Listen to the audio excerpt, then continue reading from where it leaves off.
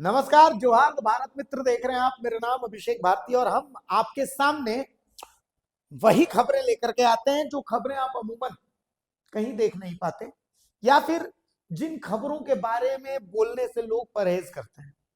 आज आपके सामने मैं एक खबर लेके आया हूं। मैं चाहता हूं कि उस खबर के बारे में आपको बता दूं। सरायकेला जिला, सरायकेला का जो जिला है, सरायकेला खरसावां।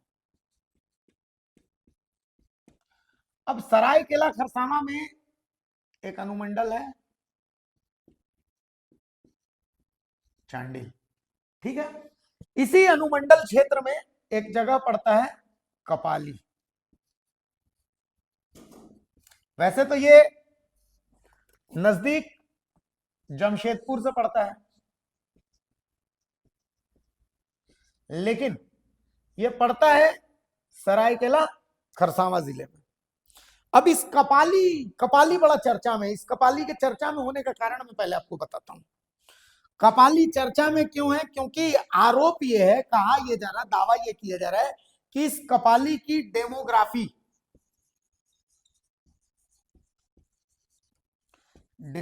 जो है वो बदल गई है कपाली की। कपाली एक नगर परिषद क्षेत्र है, नगर परिषद क्षेत्र कपाली। अब मैं कुछ तथ्य जो है आपके सामने रखूंगा, लेकिन उससे पहले मैं आपको एक तस्वीर दिखाता हूं। ये ट्वीट, ये पोस्ट देखिए।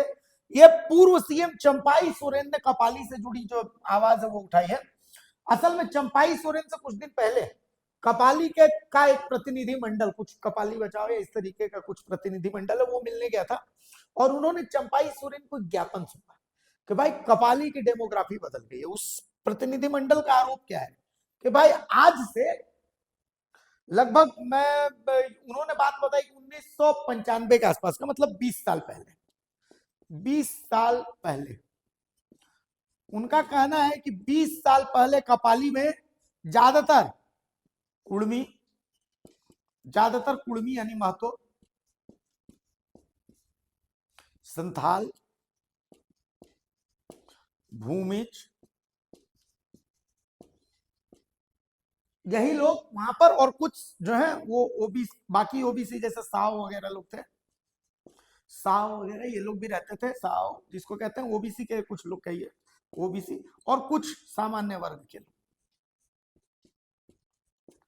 ये रहते थे, और थोड़े बहुत बहुत कम मात्रा में कुछ मुस्लिम परिवार वो रहते थे। और यहां पर ज्यादातर जो जमीनें हैं वो सीएनटी से आच्छादित जमीन, ठीक है, ये इनका कहना है। लेकिन इस अभी 2025 में इस कपाली में ये जो लोग हैं ये अल्पसंख्यक हो गए हैं, और बाहर से आके मुस्लिमों की जनसंख्या यहां पर बढ़ गई है कपाली में। इनका यही कहना है कि भाई बाहर से आकर के मुस्लिमों की जनसंख्या यहां पर बढ़ गई है। सीएनटी से आच्छादित जमीन है, मतलब कपाली में जब ज्यादातर जमीन सीएनटी से आच्छादित है, सीएनटी की जमीन थी, आदिवासियों की जमीन थी, आदिवासी जमीन है, तो फिर उनका कहना है कि यहां पर मुस्लिम कहां से आए, उन्होंने जमीन कैसे ले ली, ये सवाल है। और अब चंपाई सोरेन इसको लेकर के आवाज उठा रहे, ठीक है। तो हमारे पास कुछ आंकड़ा हमारे हाथ लगा, और वो आंकड़ा आपको बहुत आश्चर्यचकित कर देगा। मैं आपको वो आंकड़ा दिखाने वाला हूं। वो आंकड़ा आपको बहुत जबरदस्त तरीके से आश्चर्यचकित करेगा। मेरे पास आंकड़ा है 1995 का, 1995 का। हमारी टीम जब कपाली गई तो 1995 का आंकड़ा हमारे सामने आया। 1995 का आंकड़ा मैं आपको दिखाता हूं पहले। 1995 में कपाली की जो जनसंख्या थी वो ऐसी थी कि हिंदू, यहां पर हिंदू जो है वोटर लिस्ट, 1995 की जो वोटर लिस्ट है उसके हिसाब से मैं आपको बता रहा हूं। 1995 में हिंदू यहां पर थे 1646 वोटर, और मुस्लिम वोटर थे 362, 362। ये 1995 का आंकड़ा है। अब 2003 का आंकड़ा मैं आपको बता देता हूं। फिर 2003 में जब वोटर लिस्ट अपडेट हुई तो 2003 का जो आंकड़ा है ये आपको आश्चर्यचकित कर देगा। 2003 में यहां पर हिंदू वोटर थे 2021 और मुस्लिम वोटर थे 8,481। मतलब 10 साल में 10 साल क्या 95 10 होता है 2005, तो मतलब 10 नहीं 8 ही साल हुआ। 8 साल में हिंदू 1646 से मात्र 2021 हुए 2003 में, जबकि मुस्लिम 362 से 8,481 वोटर हो गए इस कपाली में। और उसके बाद अभी 2025 में आप जब जाएंगे यहां पर तो आपको देखने को मिलेगा कि भाई इस इलाके में जो हमारे महतो संथाल भूमिज लोग हैं वो अल्पसंख्यक हो गए और ज्यादातर तो छोड़ के चले गए, ज्यादातर यहाँ जमीन वमीन बेच बाच के चले गए हैं और अब ये इलाका मुस्लिम बहुसंख्यक इलाका हो गया। वैसे वहां पर एक स्थानीय अनूप महतो है, स्थानीय कुर्मी समाज से जो है जुड़े शख्स स्थानीय मुद्दों को लेकर के आवाज उठाते रहते हैं। तो अनूप महतो से हमने डेमोग्राफी चेंज को लेकर के हमारे पास संवाददाता ने बात की, एक बार सुनिए अनूप महतो क्या कहते हैं। डेमोग्राफी चेंज के बारे में बार बार हमारे जो चंपाई सोरेन जी है पूर्व मुख्यमंत्री, उन्होंने भी कह चुके हैं और बाकी हर जगह यही चर्चा होती है कि कपाली में जो है वो डेमोग्राफिक चेंज काफ़ी हुआ है 1995 से लेके अब तक। ये डेमोग्राफी चेंज का कारण क्या है और क्या स्थिति आप देख रहे हैं? जी बिल्कुल, जैसे 1995 को हमारे जानकारी के मुताबिक और पूर्व जो वहाँ के मुखिया थे उनसे जो कुछ जानकारी प्राप्त होने के मुताबिक वहाँ पर 1995 में 2008 टोटल वोटर्स थे। उनमें से जो हमारे यहाँ के झारखंडी हैं, जो यहाँ के आदिवासी हिंदू टोटल्स मिला के आपका 1646 वोटर्स थे और उनमें से हमारे मुस्लिम भाई 362 वोटर्स थे। तो वहीं देखा जा रहा है जब 2003 का, जैसा अभी SRI का सवाल आ रहा है, तो जहां 2003 में हम लोग नज़र लगाते हैं तो 2003 में वही उस क्षेत्र का टोटल वोटर्स हो जाता है 10,502। उसमें से हमारे आदिवासी हिंदू भाई का टोटल्स मतलब वोटर्स मिला के आपके हो जाता है, आपका टोटल वोटर्स हो जाता है 2021 और वहीं हमारे मुस्लिम भाई का हो जाता है 8,481। तो आप देख सकते हैं किस तरह से 1/3 मतलब हम लोग जहां पर 1/3 वोटर्स 1995 में अधिक थे, वहीं 2003 में 1/3 हम लोग घट जाते हैं। तो कल कहीं 1995 में हमारे मुस्लिम भाई लोग अल्पसंख्यक थे उस क्षेत्र में। आज 2003 का SRI के हिसाब से जो हम लोग देख रहे हैं तो आज हमारे लोग वहाँ पर अल्पसंख्यक हो गए हैं। अब सवाल ये रखा कि वहाँ पर वोटर लिस्ट बन कैसे रहा है उस क्षेत्र का। अब अगर कोई वहाँ से आ रहे हैं, हमारे चांडिल बांध विस्थापित क्षेत्र से अगर कोई विस्थापित आ रहे हैं तो उनका तो सही जांच होना चाहिए कि वहाँ पर सही विस्थापित आके वहाँ निवास कर रहे हैं कि नहीं कर रहे हैं। और ऊपर से यहाँ पे जो कपाली क्षेत्र है, ये कपाली सरायकेला खरसावां जिला के अंतर्गत आता है और ये 5th शेड्यूल एरिया है। यहाँ पर CNT एक्ट लागू है। तो आज कपाली का ज़मीन आखिर बिका कैसे? यहाँ का जो सरकारी जो ज़मीन है उसका अतिक्रमण हुआ कैसे?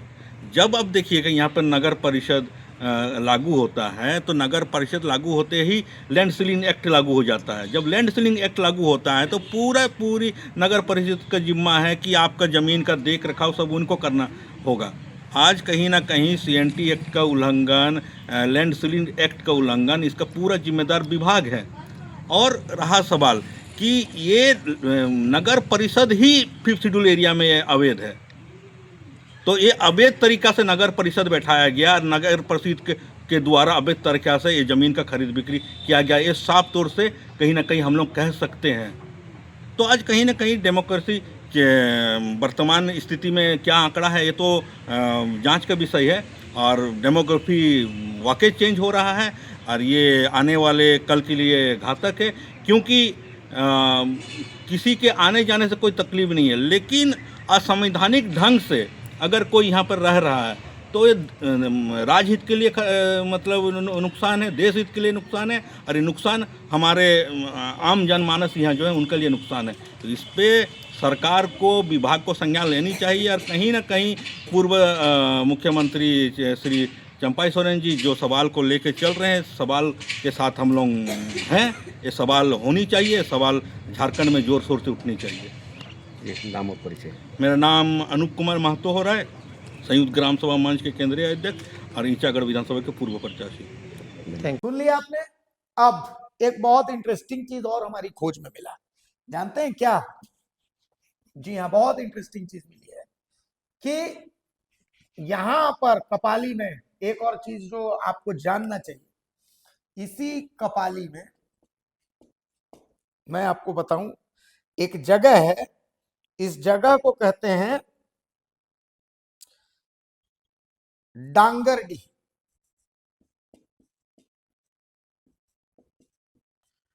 अब जब बात हुई है कि भाई झारखंड में भी SIR यानी वोटर पुनरीक्षण लागू होगा, तो इसकी एक कट ऑफ डेट रखी गई है 2003 की, लेकिन 2003 में इस डांगरडीह के लोगों के साथ चोट हो गई है। डांगरडीह के लोगों का नाम वोटर लिस्ट से 2003 में गायब था, खत्म। हालांकि बाद में फिर जब हुआ तो 2008 में उनका नाम वापस आ गया, लेकिन 2003 में वोटर लिस्ट से इनका नाम, डांगरडीह के लोगों का नाम गायब हो गया है। इसमें ज्यादातर कुड़मी समुदाय के लोग हैं। अब ये DC को भी ज्ञापन दे रहे हैं, सब लोगों को ज्ञापन दे रहे हैं।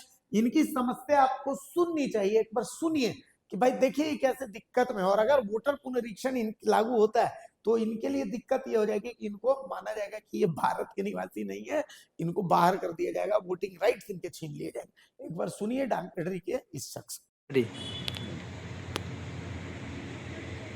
तो SIR जैसे हम लोग सुनने शुरू हो रहा है, तो उसको लेके 2003 की सूची में काफ़ी सारी दिक्कतें देखने को मिली है। तो आप इस विषय में सूचना मिली थी कि कहीं कहीं आपने संज्ञान भी लिया है और कहीं कहीं आपने उसका आवेदन भी किया है, तो पूरा मामला क्या है?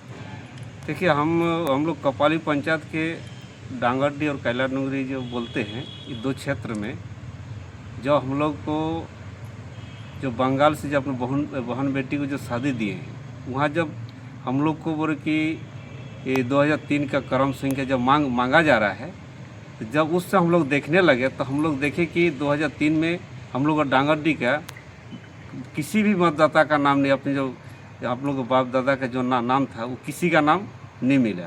तब हम लोग को पता चला कि मतलब हम लोग का नाम नहीं है, जबकि एक हम लोग को बस्ती का ही अपना किसी के पास जो 1995 का पुराना लिस्ट जो रखा था, जो उसमें हम लोग ऑलरेडी सबका नाम है।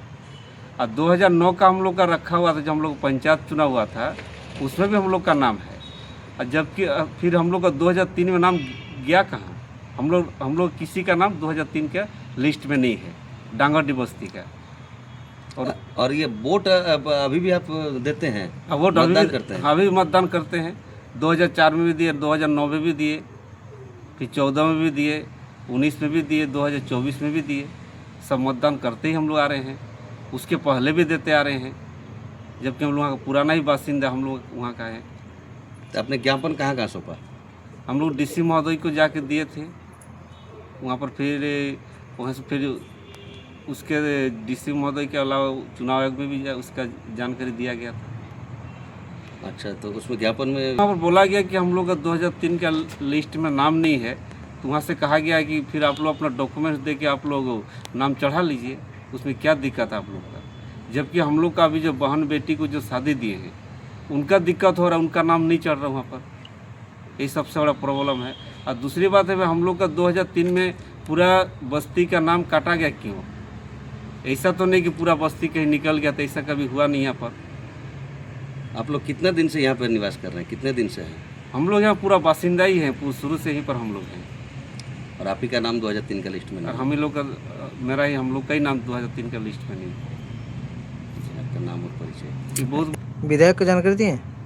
विधायक के हम लोग का अपने बस्ती का कैलाडुंगरी की जो बोलते हैं बस्ती का जो नाम है, वहाँ दिया गया था। उस समय हम नहीं गए थे, वो लोग आवेदन भी दिए थे इस मैटर पर। हम लोग स्थानीय विधायक को। तो डीसी की ओर से कुछ कहा गया आपको, नहीं, कुछ उधर आश्वासन दिया गया? से कुछ आश्वासन नहीं मिला हम लोग को। अपना नाम और परिचय। मेरा नाम बुद्धदेव उरांव है, हम डांगरडी के रहने वाले हैं, वहाँ के पूर्व मुखिया हैं। सुन लिया आपने। तो कुल मिलाकर के इसके अंदर की कहानी जो है वो हमने आपके सामने रख दी कि कपाली में क्या हुआ है। अब चंपाई सोरेन का कहना है कि वो कपाली को लेकर के आवाज उठाने वाले हैं और कपाली में तो एसआईआर एकदम 100% लागू होगा। और चंपाई सोरेन का ये भी दावा है कि ये जो जनसंख्या बढ़ी है कपाली में, ये जो कुछ से एकदम 8048 हो गए हैं 362 से मुस्लिम परिवार, तो इसमें ज्यादातर जो है वो बांग्लादेशी घुस बैठी है। आपको क्या लगता है? आप हमें कमेंट्स में जरूर बताइएगा, क्योंकि कमेंट्स में हम कोशिश करते हैं कि आपकी हर बात का हम इंडिविजुअली जवाब दें। नमस्कार, जोहार।